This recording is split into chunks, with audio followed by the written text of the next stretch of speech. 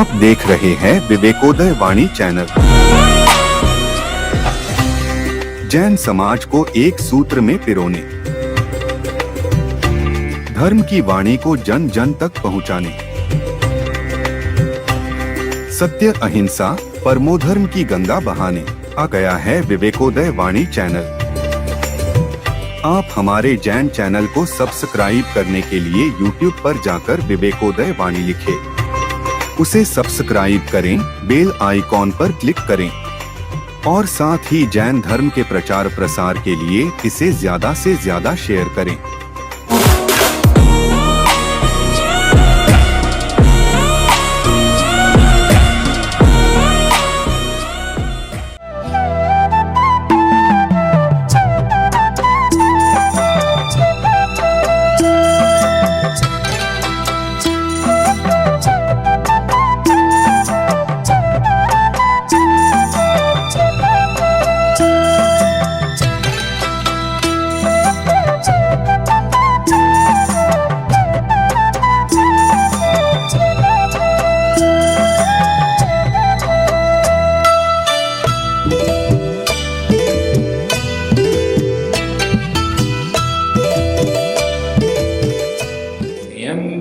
भूते तेन भूतले समञ्जसज्ञान विभूति चक्षुषा विराजितं येन विदुन्वता तमः सपा करेणे गुणोत्करे करे।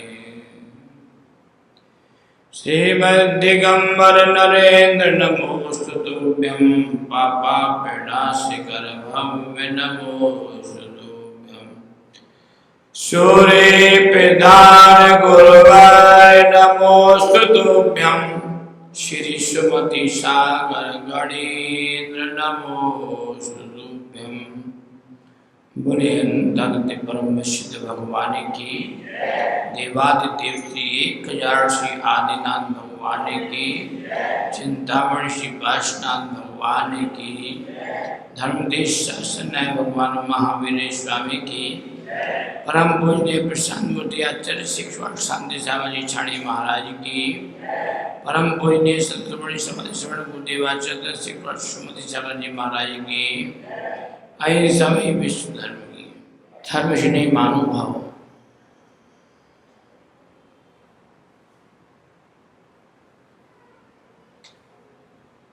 जैन दर्शन में देव और देव के बाद शास्त्र और शास्त्र के बाद गुरु, इन तीन की विशेषता बदलाई है और तीन की विशेषता में मनुष्य जीवन में शास्त्रों का उपकार, शास्त्रों की विशेषता ठीक वैसे ही है जैसे दूध में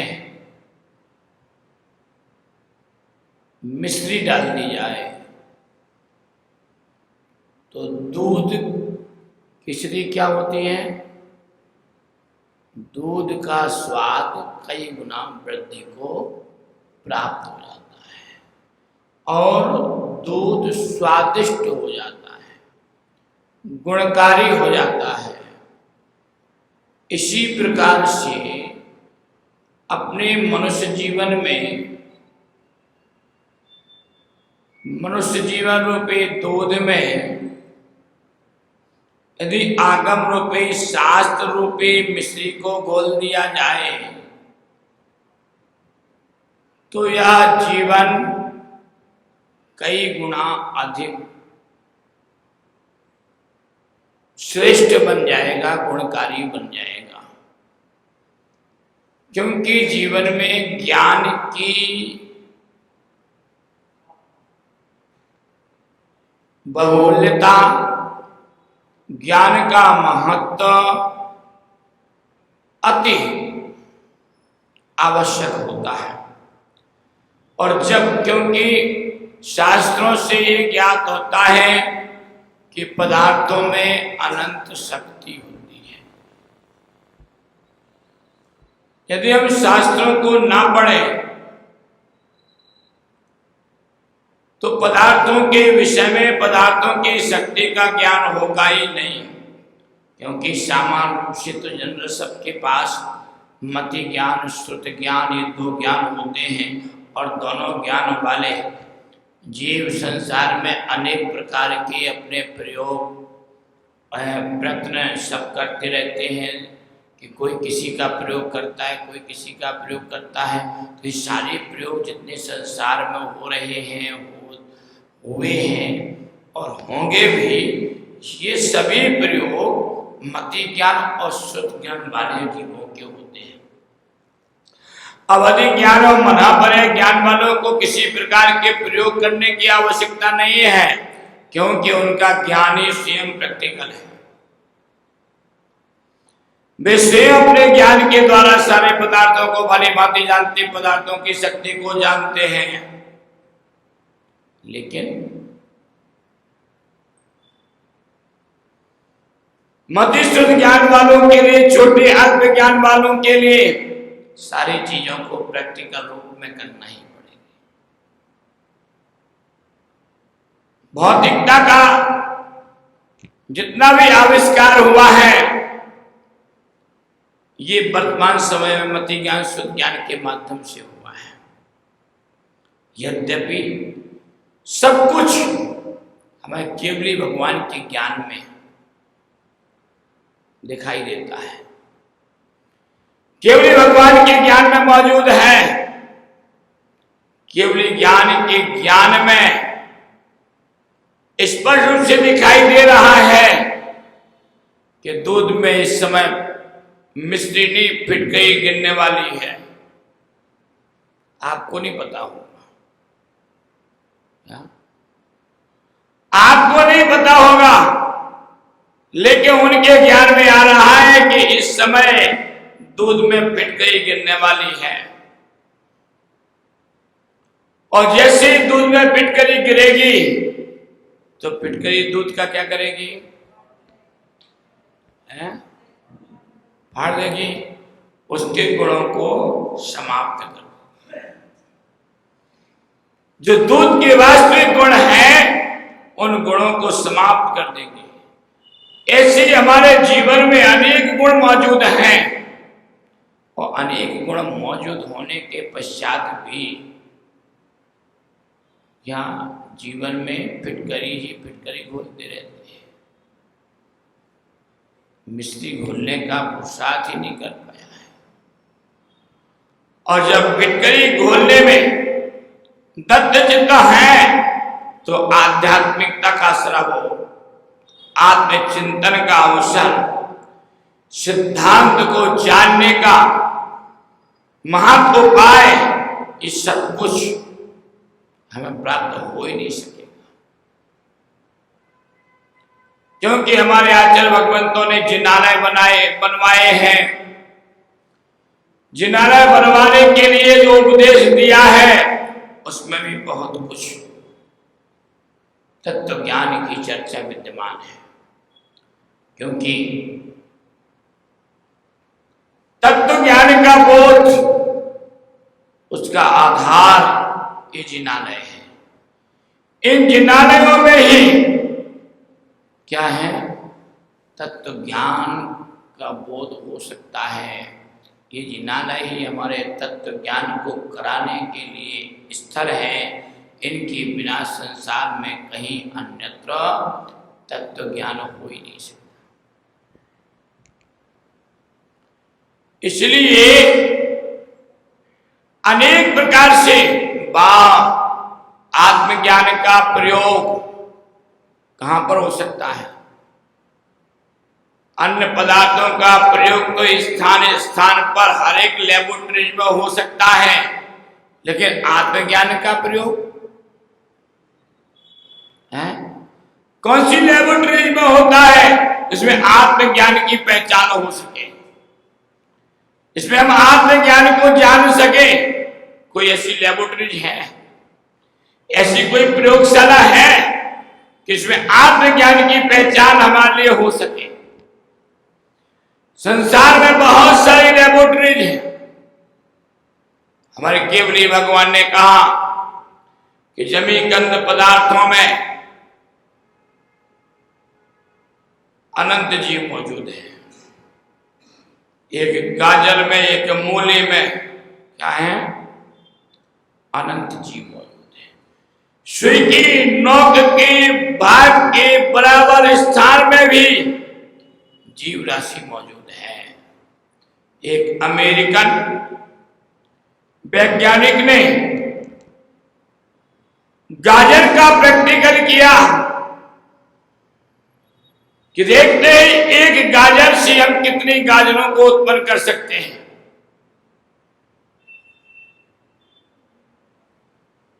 तो उस अमेरिकन ने उस एक गाजर के 10,000 टुकड़े किए।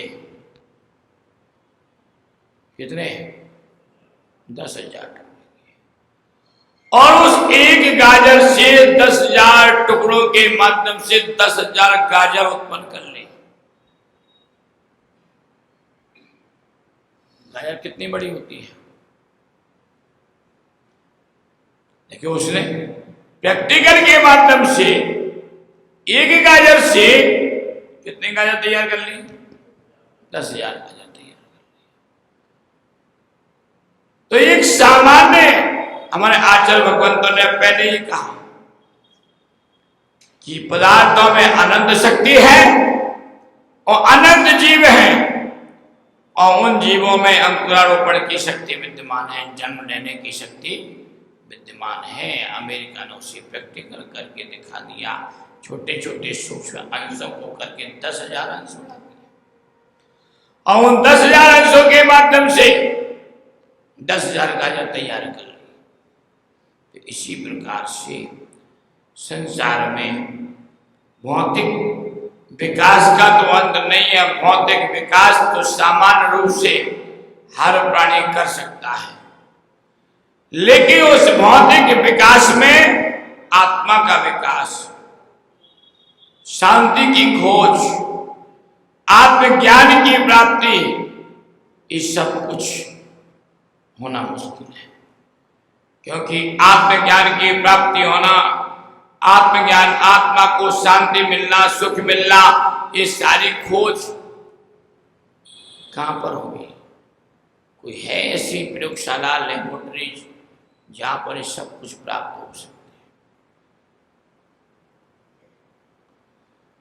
नहीं है? केवल एक ही स्थान है जिनालय।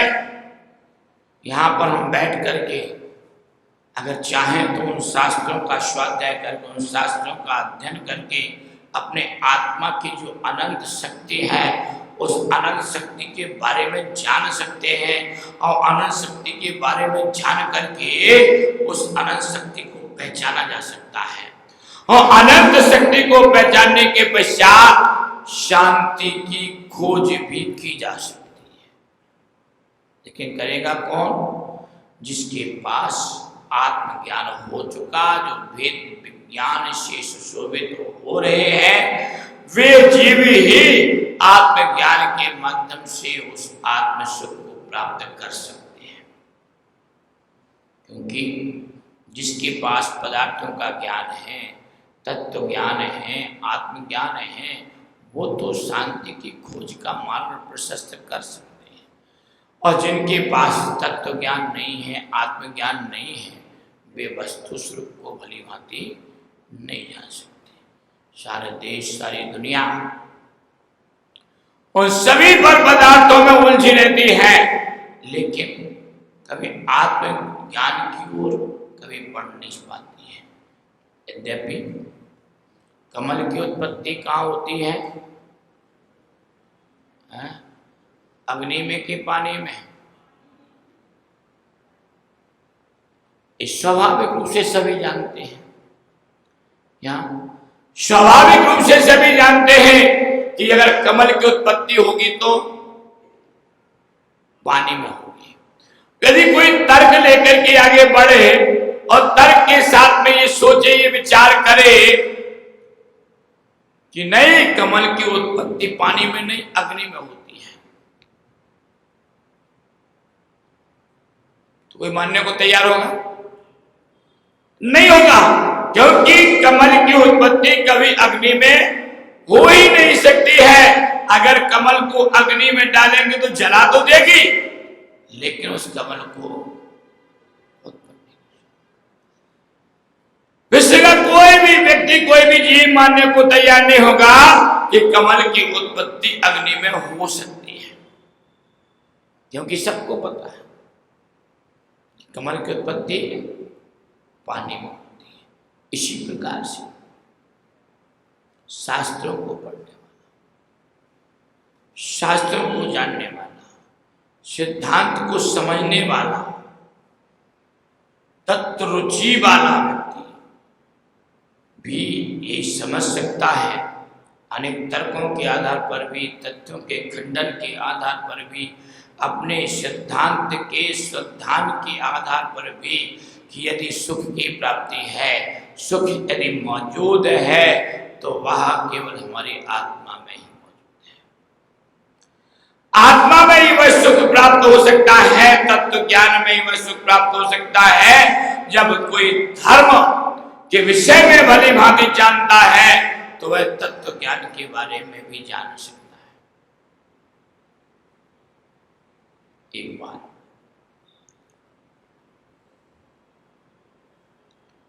हिंदी साहित्य का जो चल रहा था शिविर, हिंदी का शिविर चल रहा था, रूस से भी कुछ लोग हिंदी के बारे में जानने के लिए आए हुए थे, और उन लोगों का जो अध्यक्ष था वह चेलिसेव नाम का व्यक्ति था।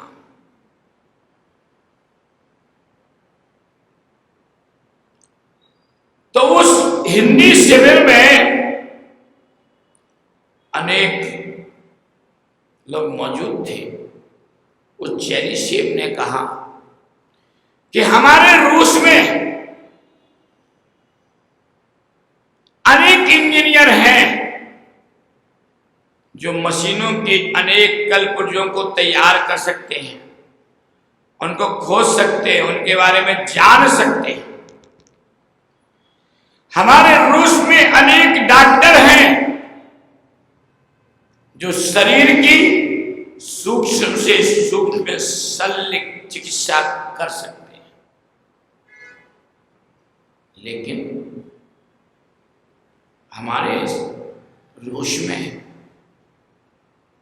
वो इंजीनियर नहीं है जो इस शरीर के अंदर मौजूद आत्मा के बारे में जान सके,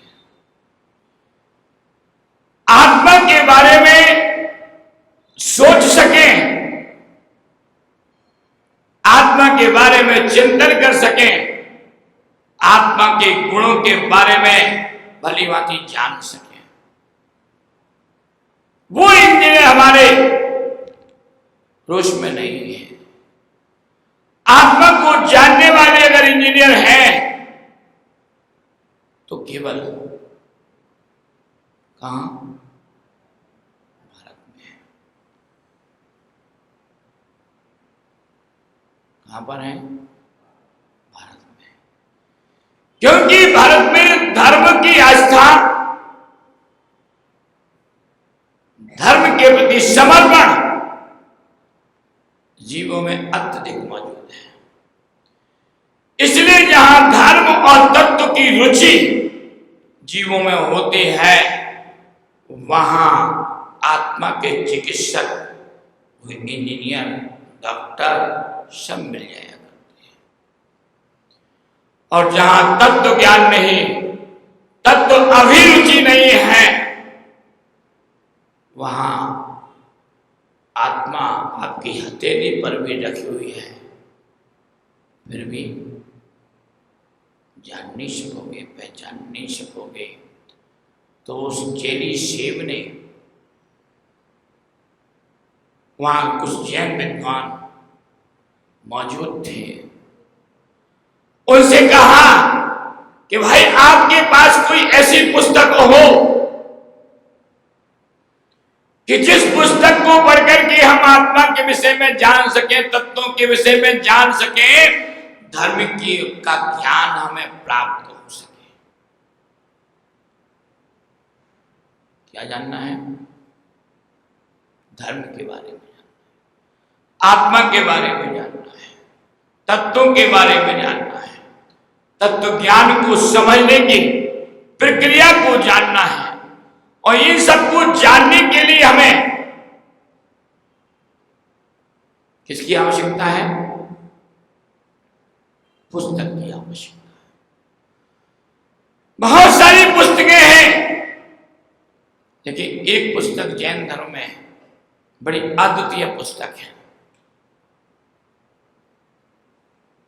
उस पुस्तक का नाम है धर्म परीक्षा।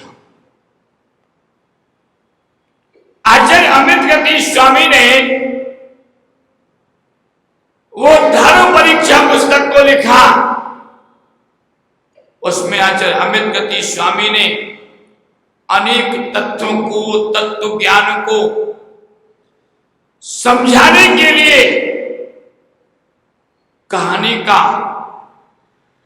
अवलंबन लिया और उस कहानी के माध्यम से उन्होंने उस धर्म परीक्षा ग्रंथ में बहुत अच्छी तरह से प्रारंभ से लेकर के अंत तक आत्म और तत्व ज्ञान की बहुत गहराई से चर्चा की। एक बार उस आत्म धर्म परीक्षा को पढ़ने से भी हमारे अंदर वो तत्व ज्ञानों को समझने की जिज्ञासा उत्पन्न हो सकती है कि वास्तविकता में तत्व ज्ञान क्या है। उस कहानी के अवलंबन से आचार्य अमित गति स्वामी ने उन अज्ञानी प्राणियों के लिए भी समझाने का प्रयास किया जिनकी रुचि धर्म के प्रति, तत्व ज्ञान के प्रति, स्वाध्याय के प्रति नहीं है। उन जीवों को समझाने का भी प्रयास उस धर्म परीक्षा ग्रंथ में किया है। इसलिए बंधुओं, वास्तविकता में आत्मा कैसी है,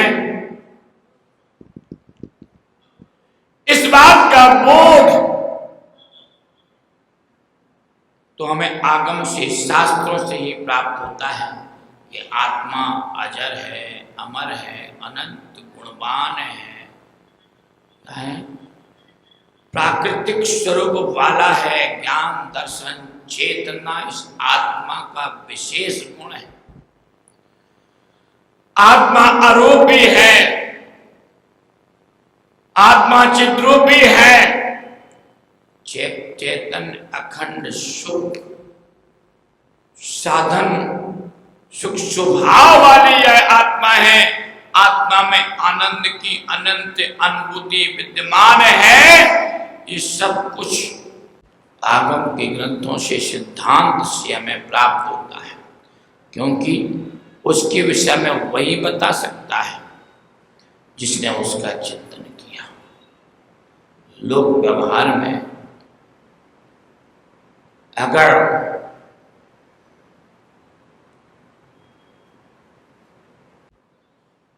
भवन बनाना है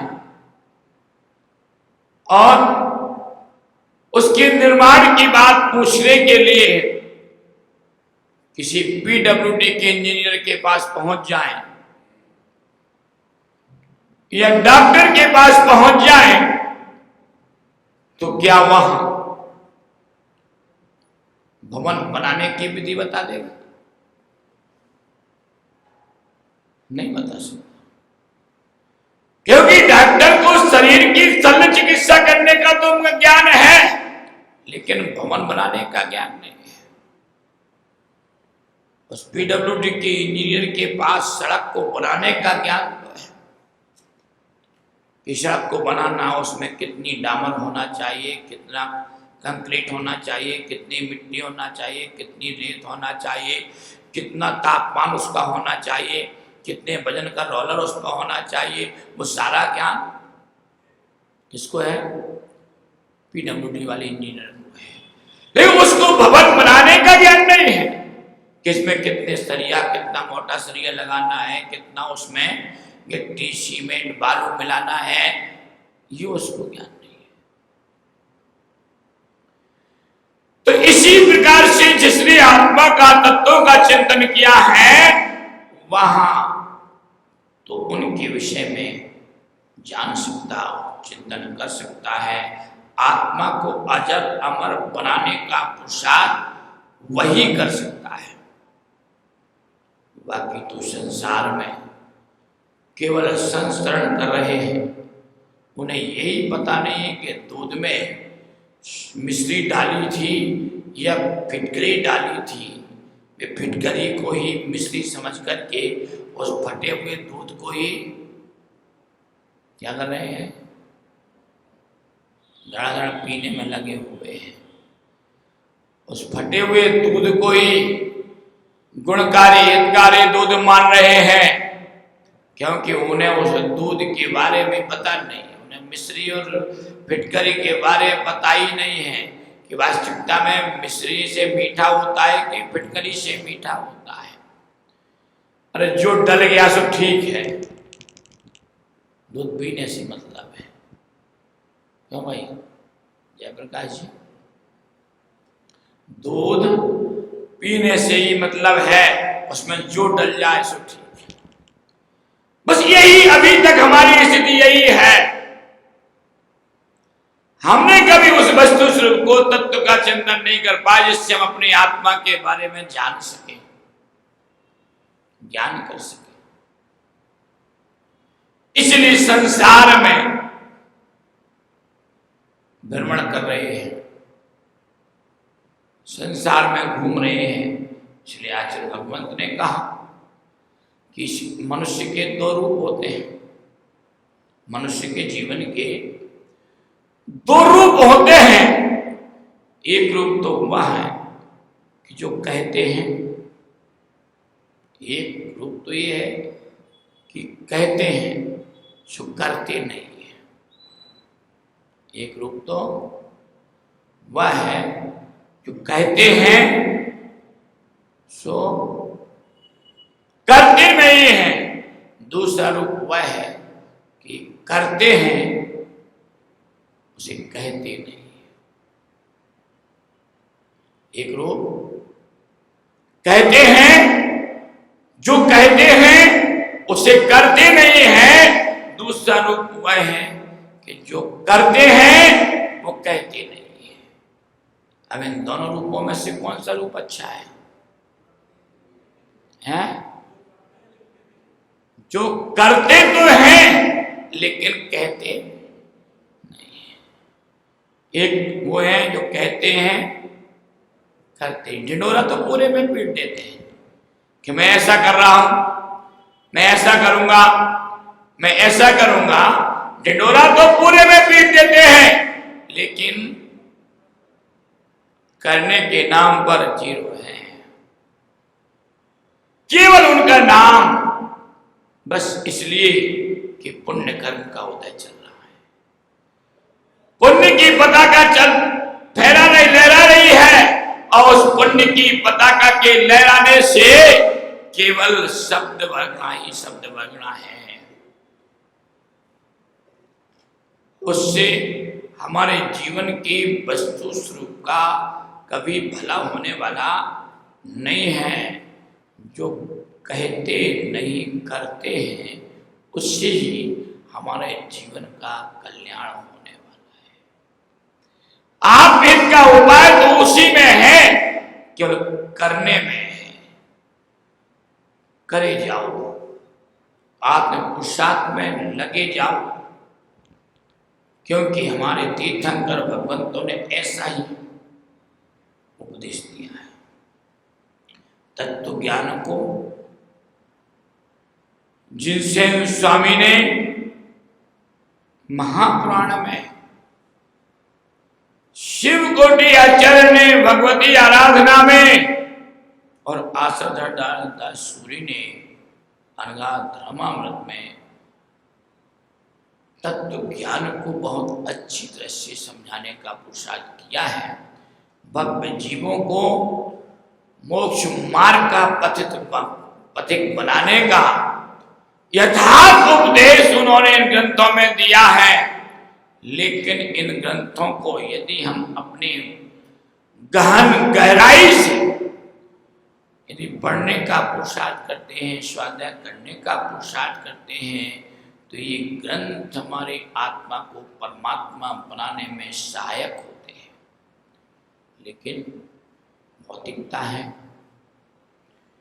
इस भौतिकता में आध्यात्मिकता का कोई संबंध नहीं है। हमारी दृष्टि भौतिकता से जुड़ी हुई है, और जहां भौतिकता से हमारी दृष्टि जुड़ी हुई है, हमारा लक्ष्य जुड़ा हुआ है, जीवन जुड़ा हुआ है, वह आध्यात्मिकता को हम छू नहीं सकते, स्पर्श नहीं कर सकते हैं। क्योंकि आध्यात्मिकता और भौतिकता दोनों एक दूसरे के प्रतिपक्ष हैं, विपक्षी हैं। या आध्यात्मिकता होगी वह भौतिकता नहीं हो सकती, और जहां भौतिकता होगी वह आध्यात्मिकता नहीं हो सकती। जहां सत्य होगा वहां असत्य नहीं होगा, और जहां असत्य होगा वहां सत्य नहीं हो सकता। संसार में असत्य का अवलंबन लेने वाले तो बहुत मिलेंगे, लेकिन असत्य दूसरे की बैसाखियों पर चलने वाला होता है, और दूसरे की बैसाखियों पर जब तक असत्य चलता रहेगा तब तक वह टिका है, और दूसरे की बैसाखियां में लड़खड़ा जाएंगी तो क्या होगा? असत्य धराशायी हो जाएगा। लेकिन सत्य कभी दूसरे की बैसाखियों पर नहीं चलता। सत्य सदैव स्वावलंबी होता है। सत्य में स्वयं अपनी आत्मस्पर्शी बहुधा और गुण विद्यमान है। इसलिए जिनागम में आत्मा के हित की बात बड़ी मार्मिकता से, बड़ी गहराई से कही गई है। इसलिए जैन दर्शन में शास्त्रों का अति महत्वपूर्ण स्थान है। यदि हम थोड़ा थोड़ा समय, कई बार बोल चुका हूँ, एक एक अक्षर भी यदि हमारा प्रतिदिन में पढ़ा जाए तो हमारे पूरे जीवन काल में बहुत बड़ी शास्त्र का निर्माण हो जाएगा, और हम श्रुत ज्ञानी कहलाए लग जाएंगे। क्योंकि ज्ञान समाना आन जगत में सुख को कारण, संसार में सुख का कारण ज्ञान के अलावा अन्य कोई वस्तु नहीं है। इसलिए अपने तत्व ज्ञान को जानने के लिए शास्त्रों की गहराई में उतरिए और आत्मज्ञान को जानने का पुरुषार्थ कीजिए। बोले भगवान महावीर स्वामी की।